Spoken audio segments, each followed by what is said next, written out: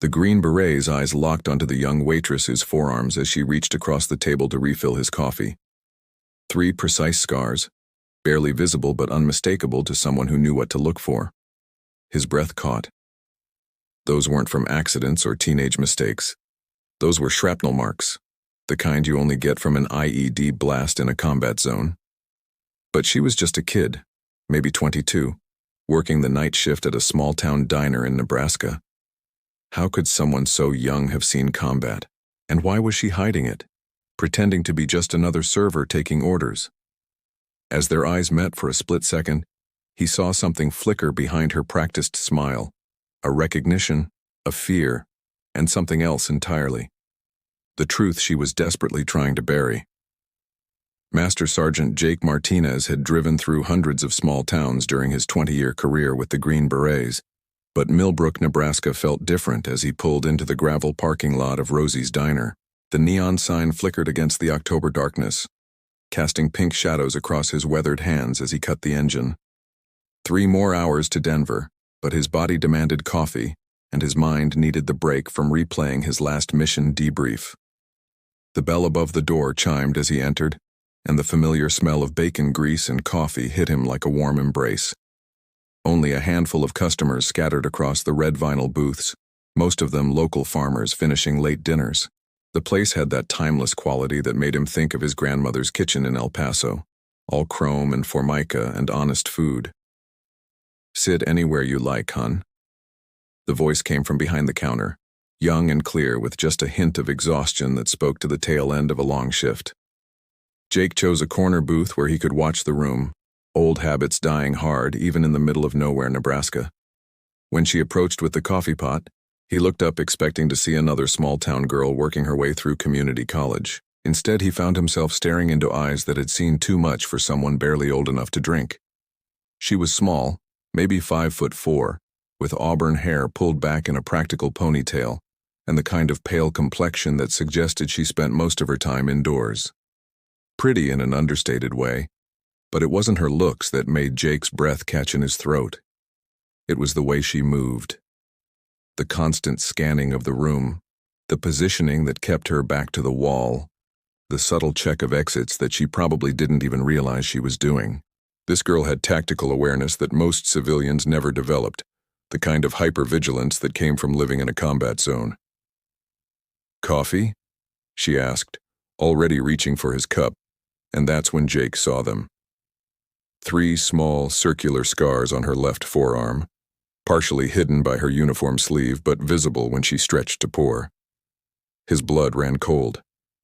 He'd seen those exact markings before, on soldiers who'd been too close to improvised explosive devices when they detonated. The pattern was unmistakable, metal fragments that had peppered her arm in a tight cluster, the kind of injury that meant she'd been lucky to keep the limb.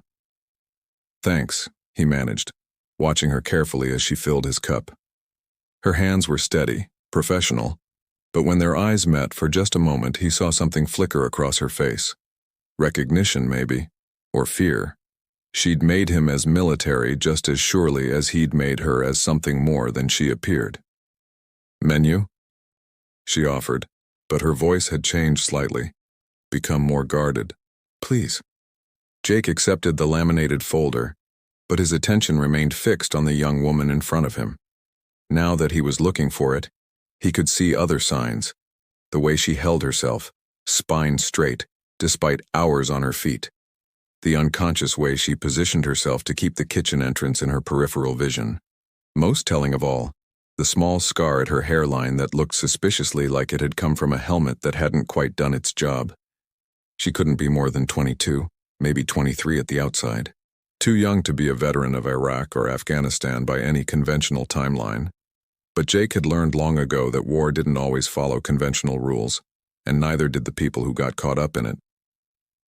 "Take your time," she said, backing away from the table with the smooth efficiency of someone who'd learned to move without drawing attention. As she retreated to the counter, Jake noticed she favored her right leg slightly, another old injury that spoke to a story far more complex than a small-town waitress should possess. He opened the menu but didn't read it, instead watching her in his peripheral vision as she moved through her routine. Every gesture spoke of training and experience that didn't match her age or apparent circumstances. The dinner rush, such as it was in Millbrook, had died down to just Jake and two farmers arguing about corn prices 3 booths over. The waitress, her name tag read Sarah, moved between her remaining customers with practiced efficiency, but Jake noticed she kept glancing his way when she thought he wasn't looking. When she returned to refill his coffee 20 minutes later, Jake made his decision. "That's some interesting artwork you've got there," he said quietly, nodding toward her scarred forearm as she poured. Her hand froze for just a fraction of a second, but it was enough to confirm what he already suspected. "I don't know what you mean," she replied, but her voice had gone flat, defensive. "Afghanistan or Iraq?" Jake kept his voice low, respectful. He wasn't trying to trap her, just understand how someone so young had ended up carrying the same invisible wounds he'd seen in soldiers with multiple deployments. Sarah's face went pale, and for a moment Jake thought she might bolt. Instead, she set the coffee pot down with deliberate care and looked him straight in the eye. "You need to drop this. Right now." The authority in her voice surprised him. This wasn't a scared kid trying to avoid trouble. This was someone who'd learned to give orders and have them followed. Someone who'd been in positions where the wrong word could get people killed. Jake had heard that tone before, in briefing rooms and forward operating bases, from officers who'd earned their authority through blood and fire. "I'm not trying to cause problems," he said carefully. "I just recognize someone who served. Takes one to know one." He gestured to his own collection of scars, visible on his hands and forearms, the roadmap of 2 decades in special operations. Sarah studied him for a long moment, and Jake could practically see her evaluating threat levels and calculating options. Finally, something in her posture shifted, just slightly. "Your check's on the table," she said, walking away without another word. But as she moved toward the kitchen, Jake caught her reflection in the window behind the counter. She wasn't dismissing him. She was thinking, weighing something heavy in her mind. And in that reflection, for just a moment, he saw not a small-town waitress, but a soldier considering whether it was finally time to come in from the cold. Jake waited in his truck until Sarah's shift ended at 11, watching through the diner's windows as she cleaned tables and counted the register, with the methodical precision of someone who'd learned that attention to detail could mean the difference between life and death. When she finally emerged through the back door, keys in hand, he was leaning against the hood of his pickup in the yellow glow of the parking lot, his single street light. She stopped short when she saw him, her hand instinctively moving toward her hip where Jake suspected she'd once carried a sidearm. "I told you to drop it." "I know what you told me," Jake replied calmly, keeping his hands visible and his posture non-threatening. "But I also know what it's like to carry something heavy alone. Sometimes it helps to talk to someone who's been there." Sarah glanced around the empty parking lot, evaluating escape routes with the same tactical awareness he'd noticed inside. After a moment, she seemed to reach some internal decision. 5 minutes. Then you leave me alone." Jake nodded and waited while she unlocked a battered Honda Civic that had seen better decades. Instead of getting in, she leaned against the driver's door and crossed her arms, effectively putting the car between them while keeping her options open. "So what's your story?" she asked, deflecting. "Let me guess. Special forces, multiple deployments, probably just got back from somewhere sandy and hot." "Close enough," Jake admitted. 20 years with the teams. Afghanistan, Iraq, places that don't officially exist on maps. You've got good eyes." He paused, studying her face in the pale light. "But that's not why I'm here. I'm here because I've never seen someone your age with shrapnel scars that precise. Those aren't from some stateside accident." Sarah's jaw tightened, and for a long moment, the only sound was the distant hum of interstate traffic. When she finally spoke, her voice was barely above a whisper. "You don't know what you're talking about." "I know those are blast fragments," Jake said gently. "I know you've got a TBI scar at your hairline. I know you move like someone who spent time in a combat zone, and I know you're scared as hell that someone's finally noticed." The words hit Sarah like a physical blow, and Jake watched 22 years of carefully constructed walls begin to crumble. Her hands shook as she pulled a cigarette from her pocket. Another tell. The nervous habit of someone who'd learned to take comfort in small rituals during long, dangerous nights. "I was 17, she said finally, lighting the cigarette with trembling fingers. 17 and stupid and absolutely certain I knew better than everyone else in the world." Jake waited, sensing that she was balancing on the edge of a story she'd never told anyone. "My brother was Army, stationed at Bagram. He'd been sending me these letters about the good they were doing, the kids they were helping, how much it mattered." Sarah took a long drag, the cherry of her cigarette glowing red in the darkness. "When he got killed by a roadside bomb, I lost it completely. Blamed everyone. The army, the government, my parents for not stopping him from enlisting." She paused, staring out at the empty highway as if she could see the past playing out on the asphalt. "There was this recruiter who came to the funeral. Nice guy. Meant well. But he made the mistake of telling me that Bobby's death meant something, that he'd died for a cause. I started screaming at him right there in the cemetery. Told him his war had killed my brother, and I was going to make it right." Jake felt a cold premonition building in his chest. He'd seen grief do terrible things to people, but the timeline wasn't adding up. 17-year-olds didn't just end up in Afghanistan, no matter how angry or motivated they were. "The recruiter left me his card anyway. Said if I ever wanted to honor Bobby's memory the right way, he'd help me find a path. I threw it away, but I remembered his name." Sarah dropped the cigarette and ground it under her heel. What I didn't know was that he wasn't exactly official Army. The pieces clicked together with horrible clarity. Jake had heard rumors over the years, whispers about contractors who operated in gray areas, about young people who'd been recruited for operations that couldn't officially exist. But he'd never met someone who'd lived through it. "Private military contractor," Sarah continued, her voice growing steadier as the story poured out of her. "They called it an irregular volunteer program. Kids who were motivated but couldn't enlist through normal channels for various reasons. They told me I could serve my country and honor my brother, but it would have to be unofficial. No uniform, no recognition, no paper trail." Jake's hands clenched into fists. He'd spent his career fighting alongside contractors, good people who provided essential services in impossible situations. But what Sarah was describing sounded like exploitation of a grieving teenager, the kind of operation that gave the legitimate community a bad name. "They flew me to a training facility in Virginia.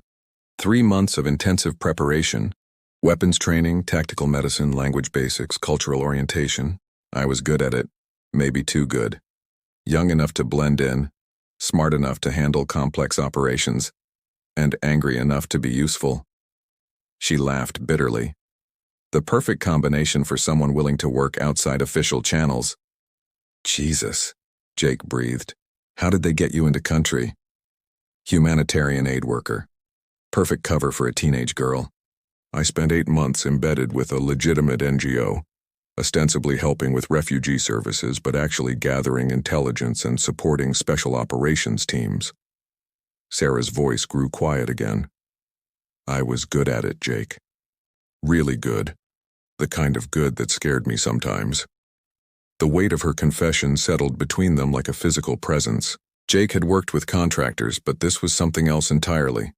A 17-year-old girl sent into one of the most dangerous places on Earth because her grief had made her useful to people who should have known better. "The IED?" he asked gently. "Supply convoy I was riding with got hit outside Kandahar. Driver was killed instantly. 2 other contractors died before the medics could get to them. I was lucky. Caught some fragments, but nothing vital got hit." She touched the scars on her arm unconsciously. "That was my ticket home. Medical discharge from a job that never officially existed, with a story I could never tell and wounds I could never explain." "And you've been carrying this alone for how long?" 4 years, Sarah whispered. 4 years of pretending to be just another college dropout working dead-end jobs, when the truth is I've done things most people can't imagine, seen things that wake me up screaming some nights." Jake stepped closer, and this time she didn't retreat. "Sarah, what they did to you was wrong. You were a kid who should have been protected, not weaponized." "Maybe," she said, wiping tears she hadn't realized were falling. But I'm still here. And sometimes that feels like more than I deserve. Jake didn't leave Millbrook the next morning. Instead, he found himself back at Rosie's diner at 6 a.m., nursing coffee and watching Sarah work the breakfast shift, with the same hyper-aware precision he'd noticed the night before. When the morning rush died down, he approached the counter where she was organizing receipt slips with military efficiency. "You came back," she said without looking up. "I had some phone calls to make," Jake replied, sliding a business card across the counter. "Ever heard of the Veterans Crisis Line?" Sarah glanced at the card, then back at him. "I tried calling them once. Couldn't figure out how to explain that I was a veteran of a war I was never officially part of. That's where these people come in." Jake tapped another card he'd placed beside the first. "Contractor Advocacy Group. They specialize in cases exactly like yours, people who served in unofficial capacities but deserve the same support as traditional veterans." For the first time since he'd met her, Sarah looked genuinely surprised. "There are others?" "More than you might think. The legal landscape is complicated, but there are people fighting to make sure contractor veterans get the recognition and support they've earned." Jake kept his voice low, aware that the cook was listening from the kitchen pass. "I made some calls last night. There's a counselor in Omaha who's worked with cases similar to yours, and there might be options for getting your service officially recognized." Sarah's hand stilled on the receipts. "I don't understand." "What you did over there, gathering intelligence, supporting operations, risking your life for mission success. That was military service, Sarah. It doesn't matter that you were 17 or that some bureaucrat decided not to put you in uniform. You served your country in a combat zone, and you earned the right to be called a veteran." The words hit her like a revelation. For 4 years, she'd carried the weight of her experience alone, convinced that her unconventional path into military service somehow made her sacrifice less legitimate. But here was a career Special Forces soldier telling her that her pain was valid. Her service was real and her wounds deserved the same respect as any other veterans. The transformation didn't happen overnight, but Jake stayed in touch as Sarah began the long process of reclaiming her identity. The Contractor Advocacy Group connected her with legal resources to document her service and apply for veteran benefits. The counselor in Omaha specialized in trauma therapy for military contractors and understood the unique challenges Sarah faced. More importantly, Jake introduced her to a network of veterans who'd served in various capacities throughout the global war on terror. Some had been traditional military, others had worked for contractors, and a few had stories similar to Sarah's. Unconventional paths into dangerous work that had marked them in ways most people couldn't understand. "The thing about being a warrior," Jake told her during one of their weekly phone calls, "is that it's not about the uniform or the official recognition. It's about what you're willing to sacrifice for something bigger than yourself. You did that when you were 17 years old in one of the most dangerous places on earth." Sarah had started attending veteran support group meetings in Lincoln, a 2-hour drive from Millbrook, but worth it for the connection with people who understood her experience. For the first time in years, she wasn't pretending to be someone else or hiding essential parts of her identity. "I never thought I'd be able to talk about Bobby again," she told the group during one session. "My brother's death is what sent me to Afghanistan, but I'd convinced myself that I'd dishonored his memory by getting recruited into something unofficial. Now I'm starting to understand that maybe I honored it in the only way I knew how." The group leader, a former Marine named Patricia who'd done 3 tours in Iraq, nodded understanding. "Grief makes us do extraordinary things sometimes. The question isn't whether your path was conventional. It's whether you served with honor and courage. From what you've told us, the answer is yes." 6 months after Jake first walked into Rosie's diner, he returned to find Sarah transformed. She still worked at the diner, but it was a choice now rather than hiding. She'd enrolled in college classes using veteran education benefits she'd fought to obtain, studying international relations with a focus on conflict resolution. The haunted look in her eyes had been replaced by something Jake recognized: the quiet confidence of someone who'd found their place in the world. "I have something to show you," she said during his visit, pulling out her phone to display a photograph. It showed Sarah in a cap and gown, flanked by Jake and several other veterans who'd become her extended military family. "Dean's List," she said proudly. Turns out the skills I learned in Afghanistan translated pretty well to academic research. But the real transformation was evident in how she carried herself. The hypervigilance was still there. It never really went away, but it was tempered now by genuine peace. She'd learned to honor both her brother's memory and her own service without shame or secrecy. There's something else, Sarah continued, her voice taking on the formal tone Jake remembered from their first conversation. I've been working with the advocacy group to help other contractor veterans tell their stories. Turns out there are a lot of people like me out there, carrying their service alone because they don't think it counts. Jake felt a surge of pride that had nothing to do with his own accomplishments. That's exactly what Bobby would have wanted. I think so too, Sarah agreed.